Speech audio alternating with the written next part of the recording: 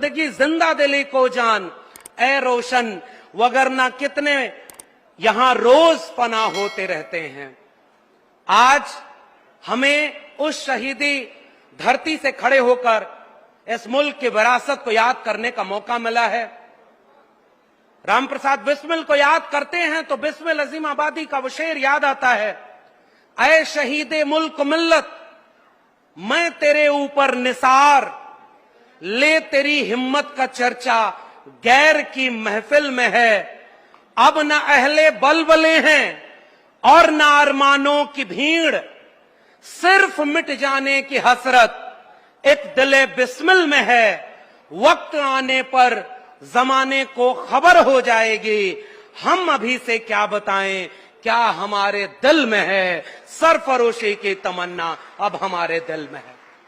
और आज शहीदों की उस क्रांतिकारी जमीन पर खड़े होकर हमें ऐसे वक्त में संविधान और जाति जनगणना की बात करनी है जब अंग्रेजों से माफी मांगने वाले, भारत की जंगे आजादी के खिलाफ खड़े रहने वाले लोग सरकार में बैठे हों और इस मुल्क के हाशिए पर पड़े लोगों का हक अधिकार छीन लेना चाहते हो।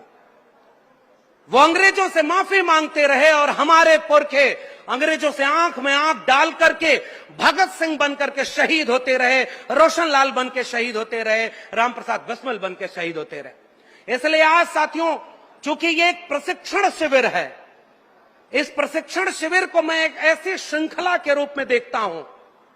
वो चेन जो होती है ना, एक एक बेड़ियां जोड़ करके बनाई जाती है, उसकी अगर एक कड़ी भी कमजोर हो जाए तो चेन वहीं से टूट जाती है।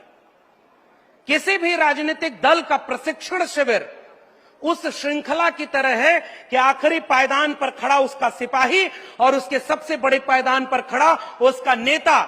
अब कल्पना करिए कि आपके पास तो एक ऐसा बहुआयामी प्रगतिशील आधुनिकता की सोच से लैस एक ऐसे नेता आदरणीय शेख अखिलेश यादव जी का नेतृत्व मिला हुआ है, जिसने इस देश में समाजवाद और आधुनिक भारत की संकल्पना में काम किया। तो आपको जमीन पर रख करके उनके विचारों को लड़ना है। तो आज के इस प्रशिक्षण शिविर में जब मुझे मौका मिला कि आप जाति जनगणना विषय, जो कि इस प्रशिक्षण शिविर का केंद्रीय विषय है, लोक जागरण अभियान, और मैं बधाई देता हूं समाजवादी पार्टी को और समाजवादी साथियों, जब वक्त बुरा आता है तो वो इसलिए आता है कि वो ताकतवर लोगों की ताकत का इम्तिहान ले सके कि इस बुरे वक्त से कौन लड़ रहा था। आज अगर आप लड़ेंगे तो इतिहास में आपका नाम दर्ज होगा कि समाजवादी लोगों ने उस वक्त भी लड़ाई लड़ी। तो वो लड़ाई लड़ने के कई टूल हो सकते हैं और पार्टी ने अगर यह फैसला लिया है कि जाति जनगणना के विषय को अपना केंद्रीय विषय बनाएगी, इस देश में हाशिए पर पड़े हुए लोगों को मुख्य धारा में लाएगी, उनके हक अधिकार की बात करेगी, तो उसका सबसे केंद्रीय विषय है जाति जनगणना का। कल्पना करिए साथियों, एक देश का मतलब क्या होता है। किसी भूगोल पर खींच दी गई लकीरों के बीच आने वाले जमीन के टुकड़े से देश नहीं बनता है। देश बनता है तो वहां के नागरिकों से बनता है, वहां के जिंदा लोगों से बनता है। और जब यह मुल्क आजाद हुआ और जब जिस दिन भारत का संविधान लागू हुआ, उस दिन इस देश ने हजारों साल की अपनी बेड़ियों को तोड़ा।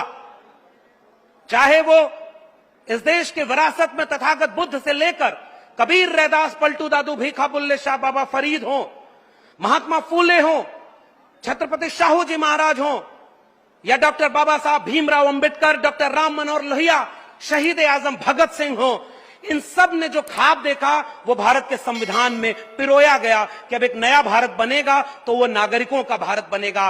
अब कोई राजा रानी के पेट से नहीं पैदा होगा, वो जनता के वोट से पैदा होगा और हर जनता को एक व्यक्ति एक वोट का अधिकार मिला। बाबा साहब डॉक्टर भीमराव अंबेडकर ने कहा कि अगर मुझे मेरे हित और देश के हित में से चुनना होगा तो मैं देश का हित चुनूंगा, और अगर मेरे समाज के हित और देश के हित में टकराव होगा तो मैं अपने समाज के साथ खड़ा हूंगा, क्योंकि हजारों साल से इसी देश में मेरे समाज के लोगों को शिक्षा, रोजगार और मानवीय सम्मान से वंचित रखा गया।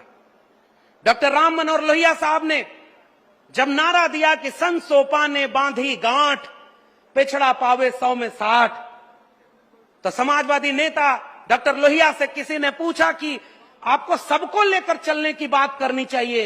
आप तो कह रहे हैं पिछड़ा पावे 100 में 60। डॉक्टर राम मनोहर लोहिया ने कहा कि देखो समाजवाद का तकाजा यह कहता है 100 से कम न 1000 से ज्यादा। समाजवाद का यही तकाजा, समाजवादी मूल्य कहता है कि आप किसी के हितों का संरक्षण करें तो जो सबसे आखिरी पायदान पर बैठा है उसको अगर उठाकर आप बराबरी पर न खड़ा कर पाए तो फिर किस बात का समाजवाद। इसलिए मैं कह रहा हूं जिसकी जितनी भागीदारी है उसे वो भागीदारी मिलनी चाहिए। और मैं फिर से शुक्रिया अदा करता हूं और मैं मंच पर खड़ा हूं तो मेरी जिम्मेदारी है, हम जैसे लोग जो आजमगढ़ के किसी खेत में गाय भैंस चराना छोड़ करके दिल्ली विश्वविद्यालय तक पहुंच पाए तो ये तब मुमकिन हो पाया जब इस देश में भारत का संविधान और मंडल कमीशन लागू हुआ।